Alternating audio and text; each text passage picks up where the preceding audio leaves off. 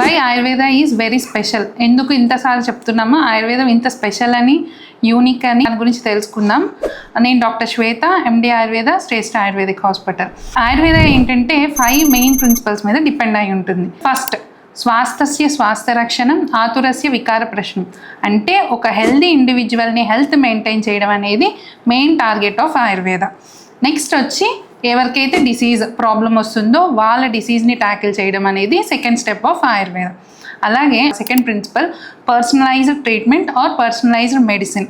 అంటే ఒక ప్రాబ్లమ్ ఎవరికన్నా వచ్చినప్పుడు దానికి ఆ పేషెంట్ యొక్క ప్రకృతి బేస్ డిపెండ్ అయ్యి ఉండి ట్రీట్మెంట్ ఇవ్వడం కానీ మెడిసిన్స్ రాయడం కానీ జరుగుతుంది. బేసిక్ మనం ఒక ఫీవర్ తీసుకుంటే ఒక ఇండివిజువల్కి ఒకలా రాయడం జరుగుతుంది మెడిసిన్, ఇంకో ఇండివిజువల్కి ఇంకోలా రాయడం జరుగుతుంది.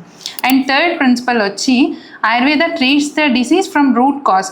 అంటే ప్రాబ్లం యొక్క మూలం ఎక్కడ ఉందో అక్కడి నుంచి ప్రాబ్లమ్ని సాల్వ్ చేయడం జరుగుతుంది. ఆ నొప్పి ఎందువల్ల వస్తుంది దాన్ని ట్రీట్ చేయడం అనేది ఆయుర్వేదిక్ ఒక ప్రిన్సిపల్. ఫోర్త్ ప్రిన్సిపల్ వచ్చి ఫస్ట్ డిసీజ్ని ట్రీట్ చేయడం కన్నా మన బాడీని డిసీజ్ మీద ఫైట్ చేయడానికి సిద్ధం చేస్తుంది అన్న. అంటే మన మెయిన్ ఇమ్యూనిటీ పవర్ని ఎన్హాన్స్ చేసి ఆ డిసీజ్ని మీద ఫైట్ చేసి గెలిచేలా చేస్తుంది. అండ్ ఫిఫ్త్ స్టెప్ వచ్చి ఆయుర్వేదంలో ఎక్కువగా డైట్ అండ్ లైఫ్ స్టైల్ చేంజెస్ని ప్రిస్క్రైబ్ చేయడం జరుగుతుంది.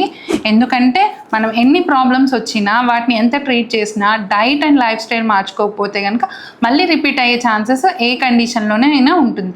సో కాబట్టి ఇది కూడా ఎలాగ మార్చుకోవాలి అనేది ఎక్స్ప్లెయిన్ చేస్తుంది అనమాట. సో దట్స్ వై ఆయుర్వేద ఈ స్పెషల్ అండ్ యూనిక్. ఇలాంటి మరిన్ని ఇన్ఫర్మేటివ్ వీడియోస్ కోసం మా పేజ్ని ఫాలో చేయండి.